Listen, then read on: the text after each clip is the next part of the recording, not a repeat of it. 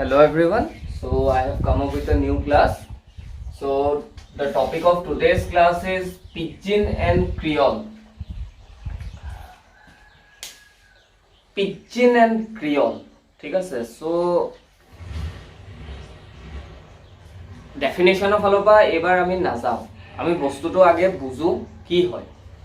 So এটা context আমি লওঁ, assume কৰো যে দুখন গাঁও আছে আৰু দুইখন গাঁৱৰে দুটা বেলেগ বেলেগ ভাষা আছে আৰু সেই দুটা ভাষা ইখন গাঁৱে সিখন গাঁৱৰ ভাষা বুজি নাপায় আৰু সিখন গাঁৱে ইখন গাঁৱৰ ভাষা বুজি নাপায় মানে দুইখন গাঁৱে অকল নিজৰ ভাষা দুটাহে বুজি পায় ইটো ভাষা সঠিকভাৱে বুজি নাপায় ঠিক আছে সো হে তেনেকুৱা সিচুৱেচনত কি হয় with the phase of time এই দুইখন গাঁৱৰ যে ধৰি লোৱা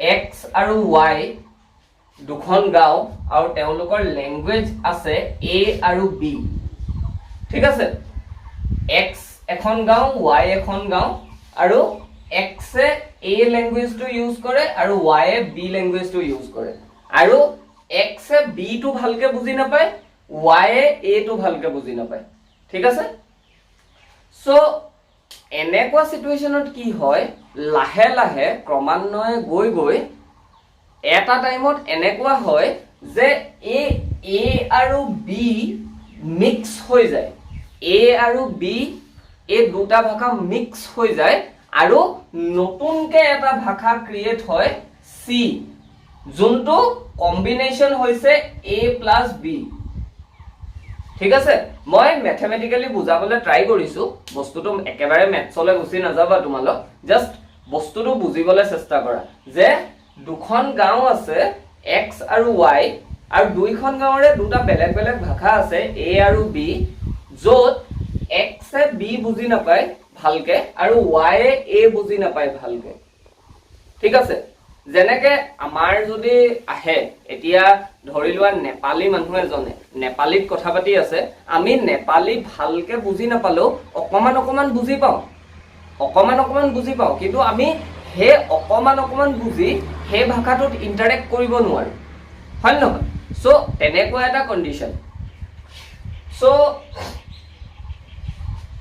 এনেকুৱা কন্ডিশনত টাইম পাৰ হৈ যোৱা লগে লগে যেতিয়া দৰকাৰ বুধ আহে যেতিয়া খুব ইম্পৰ্টেন্ট হৈ যায় যে ইখন গাঁৱে হিখন গাঁৱৰ লগত কন্টেক্ট কৰিবই লাগিব কথা পাতিবই লাগিব at that point of time what happens দুইখন গাঁৱৰে দুটা ভাষা মিক্স কৰি এটা ভাষা উলিওৱা হয় ঠিক আছে দুইখন গাঁৱৰে দুটা ভাষা মিক্স কৰি এটা ভাষা উলিওৱা হয় আৰু হে ভাষাটো এটা নতুন ভাষা হিচাপে উলাই পৰে ঠিক আছে এটা নতুন ভাষা হিচাপে উলাই পৰে ঠিক আছে আৰু হে নতুনকে উলোৱা ভাষাটোকে কি বুলি কোৱা হয় পিডজিন বুলি কোৱা হয় হেতক ল্যাঙ্গুৱেজ বুলি কোৱা নহয় হেতক পিডজিন বুলি কোৱা হয় সো ল্যাঙ্গুৱেজ আৰু পিডজিনৰ ডিফাৰেন্সটো কি যে ল্যাঙ্গুৱেজ সদায় ইন্ডিপেন্ডেন্ট হয় হি কোনো বেলেগ ল্যাঙ্গুৱেজৰ কম্বিনেশন নহয় আৰু পিডজিন হৈছে দুটা ল্যাঙ্গুৱেজৰ কম্বিনেশন সো দুটা ল্যাঙ্গুৱেজৰ কম্বিনেশনত যেতিয়া এটা ল্যাঙ্গুৱেজ হয় হে ল্যাঙ্গুৱেজটো পিডজিন বুলি কয় হেতক ল্যাঙ্গুৱেজ বুলি নকয় হেতক পিডজিন বুলি কয় আৰু ইন্ডিপেন্ডেন্ট কে যেতিয়া এটা ভাষা থাকে হেতু ভাষাক ল্যাঙ্গুৱেজ বুলি কয় ঠিক আছে সো এই যে পিডজিনটো বনিলে এই পিডজিনটো কেনেকে বনে ধৰি লোৱা ল্যাঙ্গুৱেজ এৰ পৰা সিনট্যাকটিক এসপেক্ট খিনি অনা হয় ল্যাঙ্গুৱেজ এ বা সিনট্যাকটিক এসপেক্ট খিনি অনা হয় মৰফোলজি খিনি অনা হয় ঠিক আছে আৰু বি পৰা ধৰি লোৱা ফনেটিক্স খিনি অনা হয়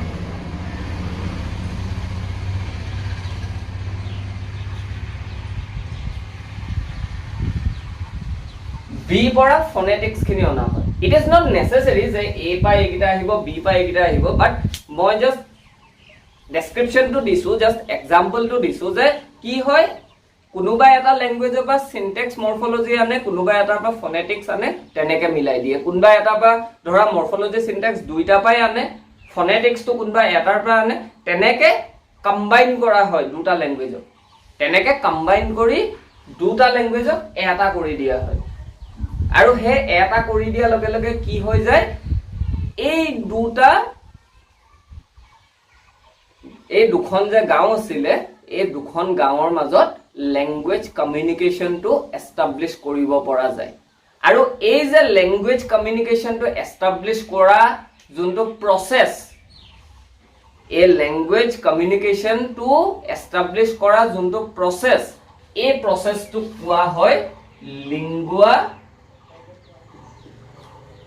ফ্ৰাংকা। এই প্ৰসেসটো কি বুলি কোৱা হয়? Lingua franca. So what is lingua franca?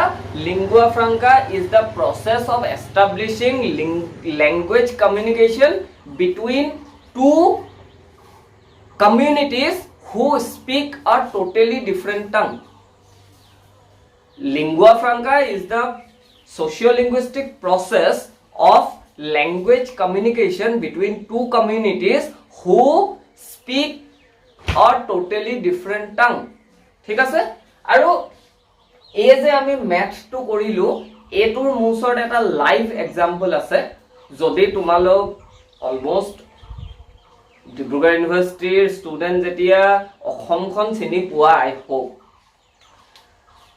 In the district of Golaghat ডিস্ট্ৰিক্টত এখন গাঁও আছে,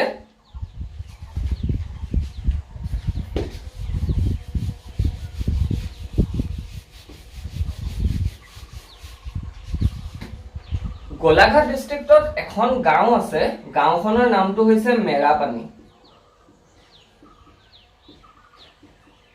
ঠিক আছে? সো আমি এটোক আসাম বুলিয়ে ধৰিছো। ঠিক আছে? আৰু হে গাঁওখন শেষ হোৱাত, হে গাঁওখন একচুয়ালি আসাম নাগালেণ্ডৰ বৰ্ডাৰ হয়। ঠিক আছে? হে গাঁওখন শেষ হওঁতে কি ষ্টাৰ্ট হৈ যায়? এইফালে নাগালেণ্ড ষ্টাৰ্ট হৈ যায়।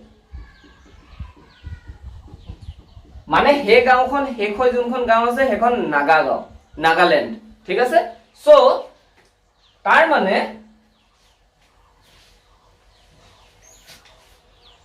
এই গাঁওখন আমি যে এক্স লৈছিলো, এক্স এখন গাঁও, ওয়াই এখন গাঁও, তো এক্স খন কি হয় অসম আৰু ওয়াই খন হৈ গ'ল নাগালেণ্ড। ঠিক আছে? আৰু অসমত কি ভাষা ব্যৱহাৰ কৰা হয়? এছামিজ। আৰু নাগালেণ্ডত কি ভাষা ইউজ কৰা হয়? নাগা ভাষা। ৰাইট? নাগা ভাষা নাগালেণ্ডত ইউজ কৰা হয় আৰু আসামত আসামিজ ইউজ কৰা হয়। ঠিক আছে? এতিয়া কি হল, এই আসামিজ যেতিয়া আমি লিংগুয়া ফ্ৰাংকা এই দুখন গাঁৱৰ মাজত, দ্যাট মিন্স আসাম আৰু নাগালেণ্ডৰ মাজত হে যে বৰ্ডাৰ এৰিয়াটোত যেতিয়া মানুহে ইখন গাঁৱৰ পৰা সিখন গাঁৱৰ লগত কন্টেক্ট কৰিবলৈ বিচাৰিলে, হে লিংগুয়া ফ্ৰাংকাটো এস্টাব্লিশ কৰিবলৈ কি কৰা হল, এই আসামিজ আৰু এই নাগা ভাষাটো এড কৰি এটা নতুন ভাষা বনোৱা হল। আৰু হে ভাষাটোৰ নাম কি আছিলে? নাগামিজ। হে ভাষাটোৰ নাম কি আছিলে? Nagamese. And this Nagamis is the pidgin. A Nagamis to hoise eta pidgin. Nagamis is not a language. Nagamis eta language no hoy. Nagamis is a pidgin. ঠিক আছে? Nagamis is a pidgin. কিয় ই পিডজিন? কাৰণ ই আসামিজ আৰু নাগা ভাষাৰ combined এটা form হয়। ঠিক আছে? সো এই প্ৰসেসটো I think now it is clear কেনেকে এটা পিডজিন হয়, right? I have given you live examples. So এই প্ৰসেসটোকে কোৱা হয় পিডজিন বনোৱা process. And pidgin, now let's come to the definition. Pidgin is that language which is used or used কলে actually অকমান বেলেগ হৈ যায়। Pidgin is that lingua franca. Pidgin is that lingua franca which is formed to make linguistic communication between two communities. Pidgin is that lingua franca which is formed to make linguistic communication between two communities. ঠিক আছে? So this is what pidgin is. বুজি পাইছা চাগে pidgin মানে কি? এতিয়া আমি আহো ক্ৰিয়ললে। আমি pidgin মানে কি বুজি পালো।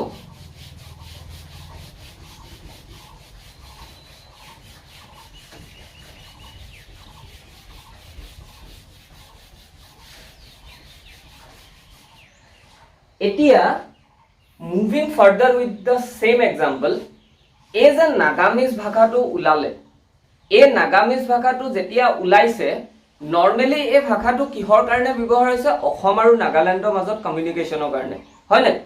কিন্তু যোনখিনি অসমৰ মানুহ তেওঁলোকৰ কাৰণে অসমীয়াটোৱে মাতৃভাষা, আৰু যোনখিনি নাগা মানুহ, নাগালেণ্ডৰ মানুহ, তেওঁলোকৰ কাৰণে নাগা ভাষাটোৱে তেওঁলোকৰ মাতৃভাষা।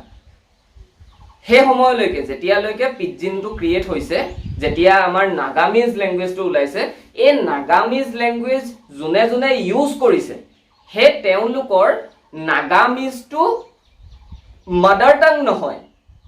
তেওঁলোকৰ নাগামিজটো মাদাৰ টাং নহয়। তেওঁলোকৰ মাদাৰ টাং কি? নাগা। অসমীয়াখিনিৰ অসমীয়া, হয়নে? যেতিয়া এটা পিডজিন ফৰ্ম হোৱাৰ পিছত, কেবা বছৰো পাৰ হৈ যোৱাৰ পিছত, যেতিয়া সেই পিডজিনটো মানে নাগামিজটো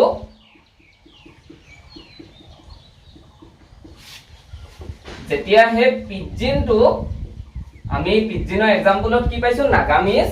ধৰি লও আমি নাগামিজৰ এক্সাম্পলটোতে যাওঁ। সেই নাগামিজটোক যেতিয়া মানুহে নিজৰ মাদাৰ টাং হিচাপে ইউজ কৰিব, কেতিয়া ইউজ কৰিব? ধৰি লোৱা নাগামিজ লেংগুৱেজটো ফৰ্ম হ'ল, চলি আছে, অসম আৰু নাগালেণ্ডৰ মাজত কমিউনিকেশ্যনৰ কাৰণে চলি আছে, 10 বছৰ হ'ল, 20 বছৰ হ'ল, 30 বছৰ হ'ল। তাৰ পিছত লাহে লাহে কি হ'ব?